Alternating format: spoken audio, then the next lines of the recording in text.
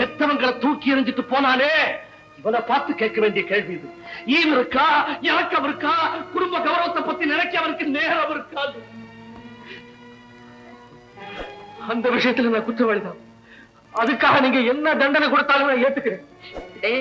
என்னடா அப்பா இப்படி எல்லாம் பேசுறாரேன்னு பாக்குறியா?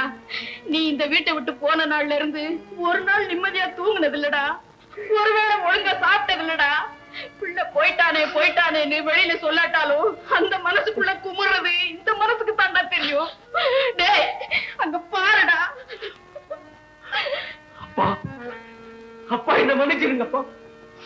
உங்க கௌரவத்தை குறைக்க முடியா இனிமே நான் எந்த காரியமும் செய்ய மாட்டேன்.